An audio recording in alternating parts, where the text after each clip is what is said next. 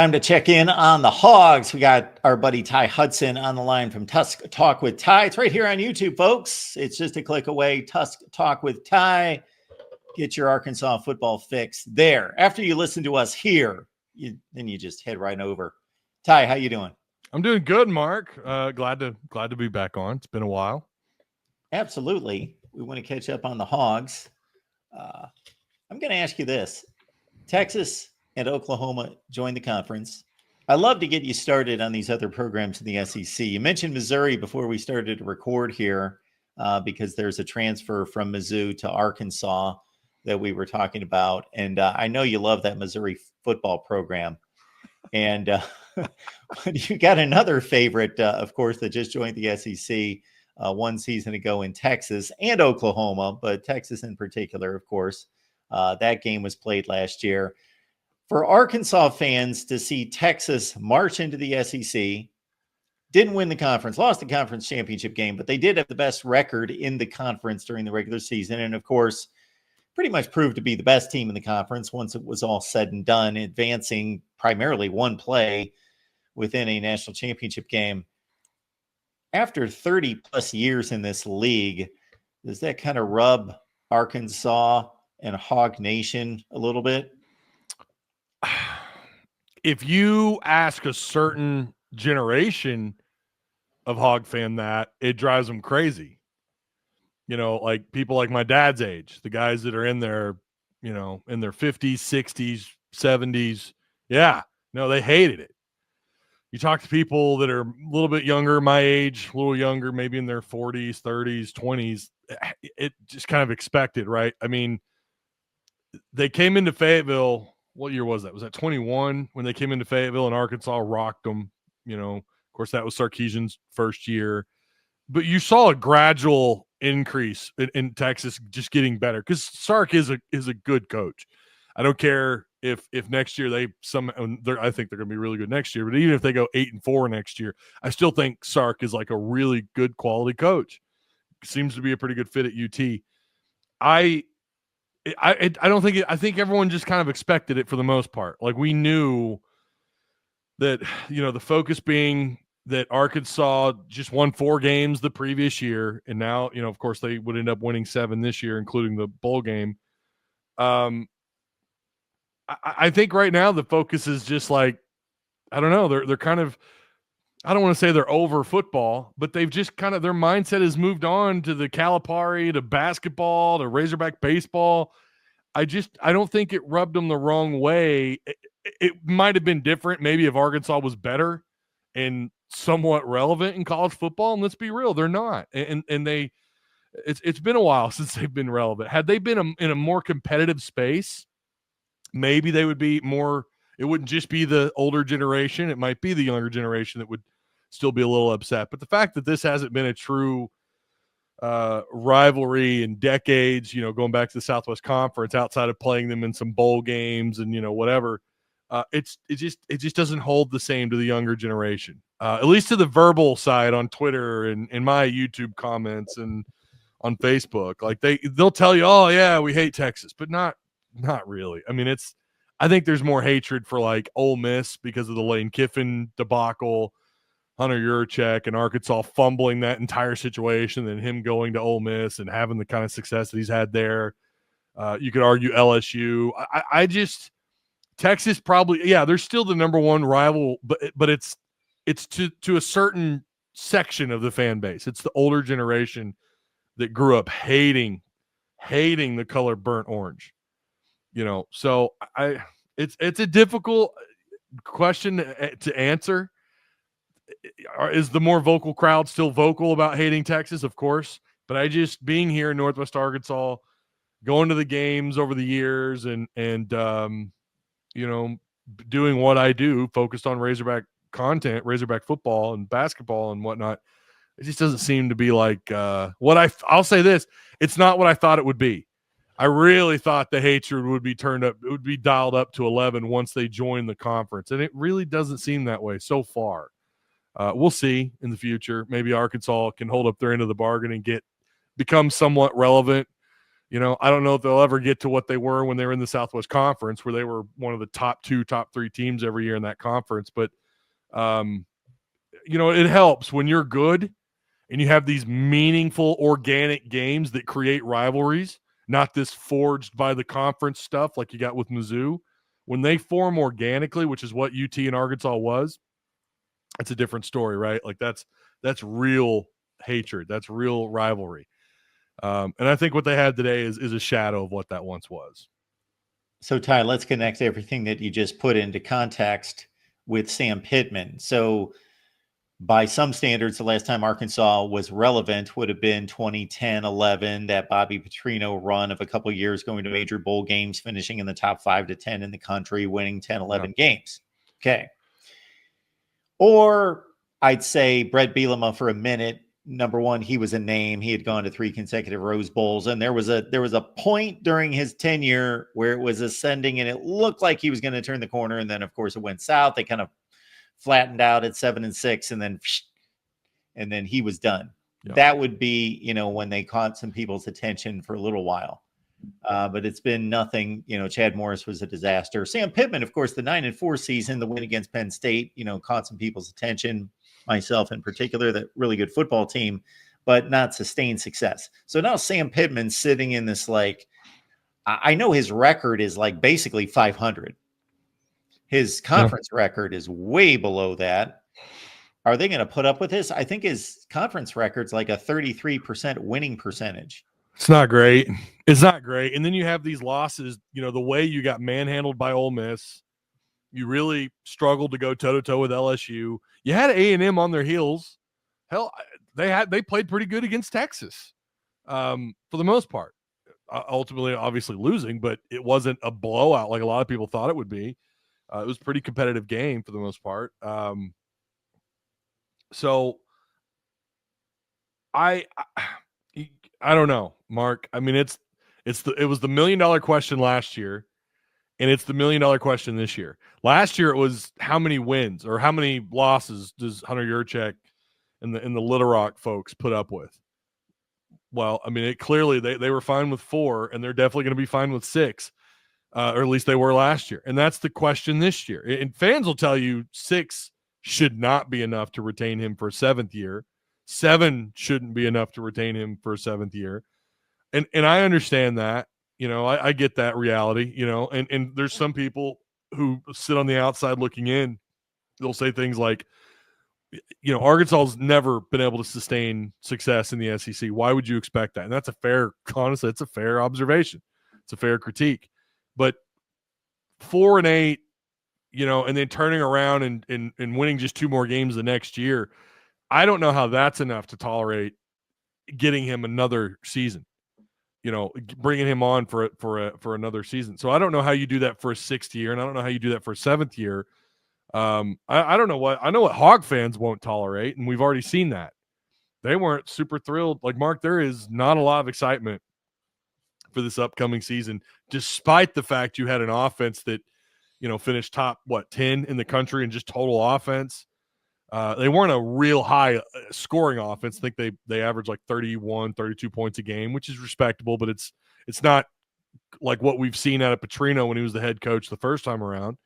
You're not scoring at an insanely high rate. You're not an insanely good, red zone scoring offense.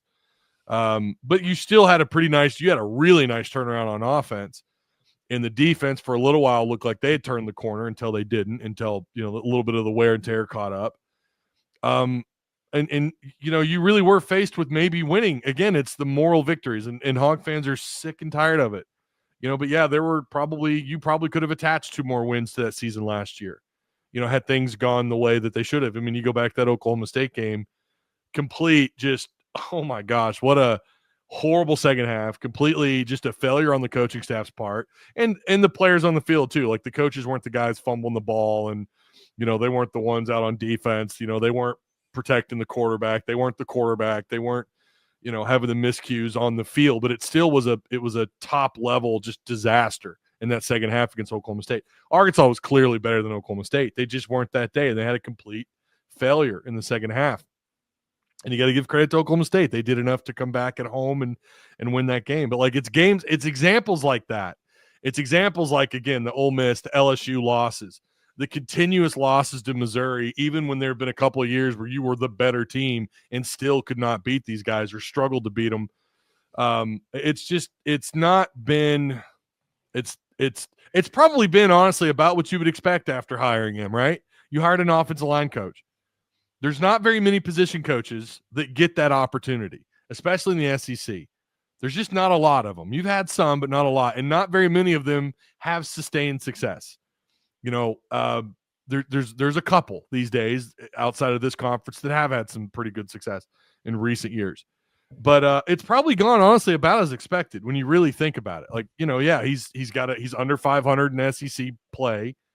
And, he's taking you to 3 bowl games, none of which were big bowls. You've never really been a playoff contender. It's probably gone about as expected, maybe a little bit better to some people that I've talked with. But yeah, I don't know that if they go 6-6 again this year, I don't think that'd be enough to retain him for another season. But I guess we'll have to wait and see. We're not in Hunter Yurachek's mind. We can't read his mind. We don't know what he's thinking, and maybe there's some other stuff going on the outside that we just don't know about. That maybe that's why they kept him, because of financial reasons or whatever. But it's probably, like I said, it's gone about as expected. But it's still the moral victories. Fans are tired of it, and they want something to be excited for. And Petrino was enough to hold him over for a little while. But that polish is worn off. Like that, it's like, yeah, okay, but whatever. We won 6 games last year. We still got blown out by some teams, and it still was mostly a very uneventful season. So you get some credit for lifting them out of the mire of Chad Morris. Absolutely. Because that took some time. And that first team that went 3-7 was much more competitive than their record would indicate. They were really good, actually. Yeah. And that was a strange season, obviously. And then they get the Penn State win in the bowl game and finish in the top 25. But he's finished in the top 25 once in 5 years. He has finished 4-4 in the SEC once. And other than that, 14-28 with all losing records in the SEC. And he's a game under 500, even with the cushy non-conference games mixed in. Man, I just think it's difficult to justify this for too long, especially since, not to bring up your favorite team, but Eli Drinkwitz the last 2 years is 11-2 and 10-3. Yeah. So it can be done at a school because my initial thought is, wow, Arkansas is in a tough spot. Not a great high school football playing state, low population. They're buried behind all these blue bloods. And they can bring in the 25th rated recruiting class in the nation every year, but they're not going to finish number 25 in the country because they got to play this schedule. But then I look at Mizzou and South Carolina. When you see the turnaround, like you could throw Ole Miss in that mix as well, right? When you see the turnaround that some of these other schools that Arkansas, let's be real, was ahead of, just in terms of, I don't know, where you would position them in a power poll in their respective conference. In the history of college football, Arkansas is on a higher plane than Ole Miss and Missouri and South Carolina. It's not even debatable. Yeah. And the fact that they've been able to hang on and turn it around, like I kind of think Drinkwitz, maybe this is weird to say, and I'm not saying he is Bobby Petrino, but maybe this is their Petrino moment. Lane Kiffin is Ole Miss's kind of Petrino moment, where this school that's, maybe not a traditional blue blood. Well, we know they're not traditional blue bloods, but they've got the right guy at the right time. Listen, Lane Kiffin, he's kind of funny on Twitter, and he's kind of a smart ass. I know people get, kind of tired of the antics and the fake injury stuff, and I get it. That's all very tiresome, but he is a good coach. He is a higher quality coach. Higher quality than what Ole Miss would probably expect, in the same way that Petrino was for Arkansas. And so it's worked out well when you can hire above your own, where you're at in the stance of college football, when you can hire a coach like that. I mean, look at, and we're not supposed to do this with sports, I get it, but I'm going to do it anyways. Look at what happened when they hired kind of an upper echelon coach in Calipari, or Coach Cal. I would say Calipari. I don't know why I don't pronounce it correctly. I just say Coach Cal. This year should have been a disaster. When you start off 1-6, That's never happened in school history at Arkansas, where you start off 1-6 in conference play and then turn it around and go to the Sweet 16. And that happened because you had a coach like Coach Cal, who's a high quality coach. He's above the Arkansas standard in basketball. Let's be real. This is, Arkansas is not a blue blood school. They might be knocking on the door had the 2000s gone a little bit better, but it didn't. Nolan Richardson's final few years were a disaster. And then you bring in a guy like Stan Heath, who's this up-and-coming coach, didn't work out. You go to Pelfrey, doesn't work out. Mike Anderson doesn't really work out. And then eventually you hire an Eric Musselman, who, I don't know where he stands as far as the realm of what he is as a coach, but he certainly did some great things here. And then you bring in Coach Cal, and it's been it was outstanding this year, and the caliber of talent is better. That's just what happens, right? When you hire a Lane Kiffin at Ole Miss, when you hire a Bobby Petrino at Arkansas, it just seems to, not all the time, but it seems to work out pretty well for these schools who manage to get a coach of that caliber. And maybe Drinkowitz is that. Maybe Drinkowitz is maybe his next big job. Maybe is a coach in waiting at a bigger school than Missouri. But it certainly seems like these schools have caught lightning in a bottle in the same way that Arkansas did. And it starts with the caliber of coach.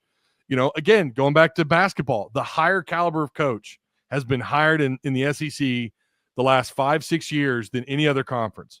When you look at the names that have come into this conference, it's been insane, and look what happened.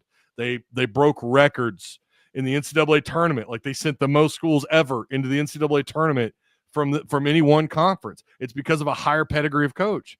So you're starting to see this across the SEC now in football, where even schools like Ole Miss have a coach like Lane Kiffin. Maybe Drinkowitz doesn't belong in that conversation, but he's certainly put Missouri in a place where it's not out of the realm of possibility to believe that he might put them in a position to be a playoff contender. Maybe not next year. I actually think they might take a step back next year. But you can make that argument based on what he has done in recent history at Mizzou. Now, whether or not he can sustain that success, that is a different question. But Pittman is not that. Pittman was he was an offensive line coach for 30 years. Not someone that you would think of as he's not a coach in waiting at a bigger school. Like, this is probably the best job he's ever going to have. Let's be real. So the question is, moving on from Pittman, what's next for Arkansas? Because I don't know that he survives 25. I don't know that he gets through the season. The schedule is brutal. It's going to take a lot. And like you mentioned, he's had one top 25 class. I thought he had two. He's had one top 25 class. He has done pretty well in the portal for the most part. He's probably exceeded what you would expect Arkansas to do. Again, you have to I know there's going to be some Hog fans that don't like what I'm saying, but you take the Hog colored glasses off for a minute to think that Arkansas has had two top 12 transfer classes in the last 5 years that's you don't expect that, given what hasn't happened for Arkansas since 2010, 2011. So in some ways, he's been a net positive. In a lot of other ways, he's been kind of a net negative. He did pull them out of the muck. That last year under Bielema was a disaster. The last 2 years under Chad Morris was a disaster.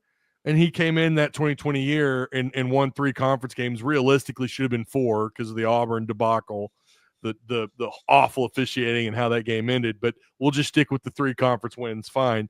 That was – you hadn't won a conference game for a while up until that point.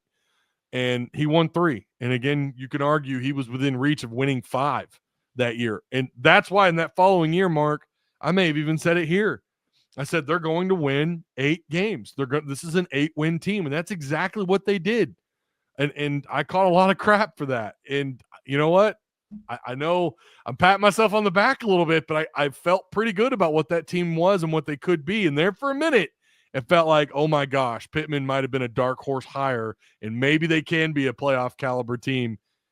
And then they haven't gotten close to that level of success that they had in 2021. So that's what this is all about, getting back to that point and then maybe going beyond it. But I'm with you. I don't know, with the conference record that he has, there's nothing there that tells me that he's going to be able to do that. I don't have a lot of confidence that they're going to go out and win 9 games this year. I just don't. So we'll see. And I guess the other question is, does he survive that gauntlet? Because you've seen the schedule. It is absolutely brutal. So I don't know. fans are looking for something, Mark, and I hope Taylor Green's, coming back with Petrino. Some of the weapons around him are hopefully they're better. I don't know that you improve beyond Armstrong. I mean, he was incredible for them last year, but a lot of questions that need to be answered, and it starts with spring camp. Ty Hudson's here talking Arkansas football. We enjoy it every time with Ty, and you can as well on Tusk Talk with Ty. It's right here on YouTube, of course. Join me for the college football show that we do each and every Monday, Tuesday, Wednesday, Thursday, Friday at 4 p.m. Eastern time on the main channel. So the longer you talk, Ty, the more dots I connect.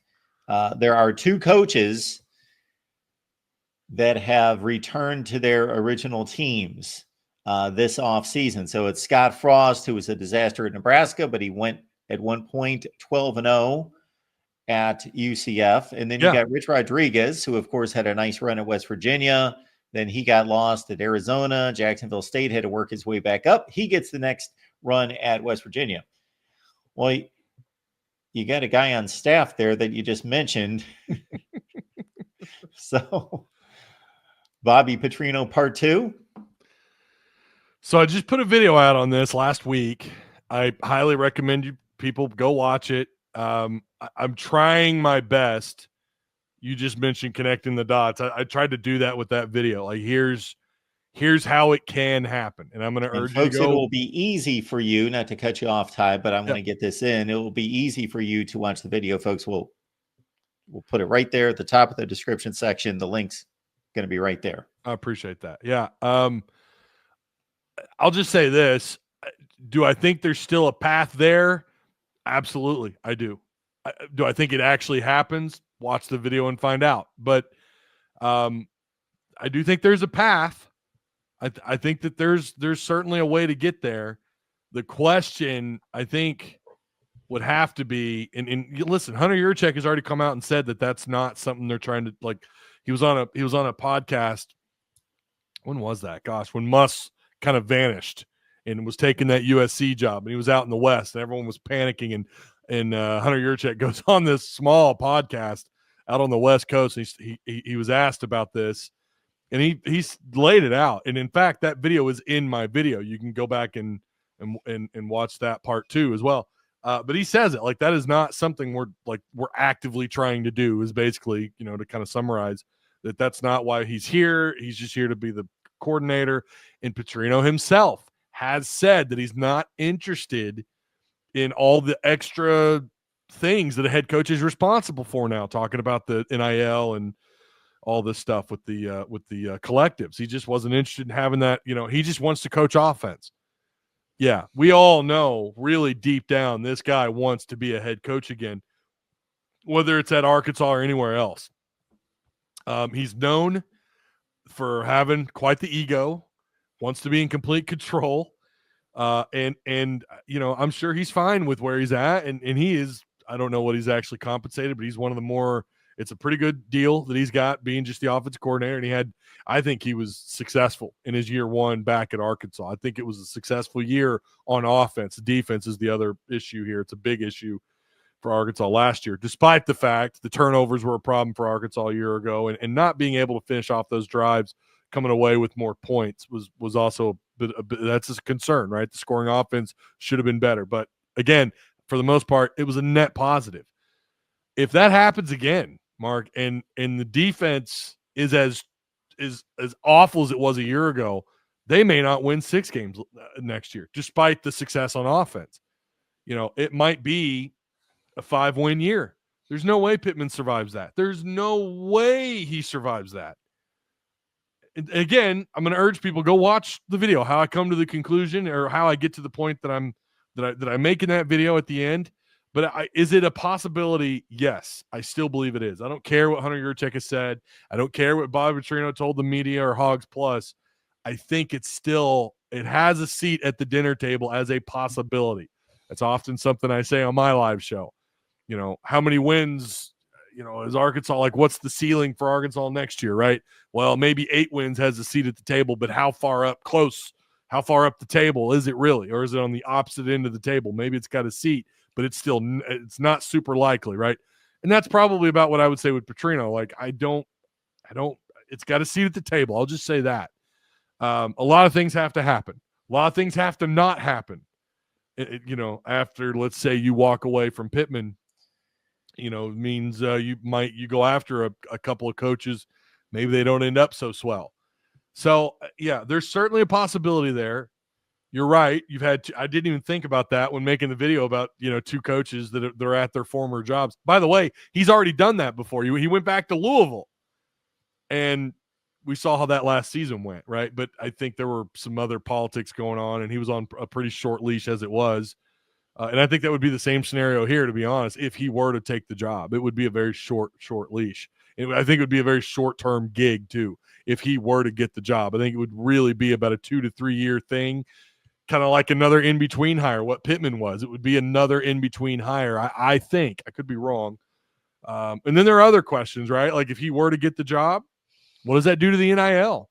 I think it would get a huge boost because people are excited about his offense, and they're excited about the fireworks and the potential. I think the NIL would get a huge boost. So who knows? Maybe it would be a longer-term deal than I think. I don't know, but I do think there's a possibility that could happen. You could have the Bob Petrino 2.0 at Arkansas. All right, Arkansas fans who are getting excited about that. One historical note of warning from the voice of college football here, and every situation is different, but Bill Walsh, Bill Snyder, John Robinson, I thought of a few others when I was giving this some oversight, guys that have come back to the same school and had a second run. It has never been as successful, Bobby Petrino included, as the first stay at the school. For whatever reason, it's never been as good.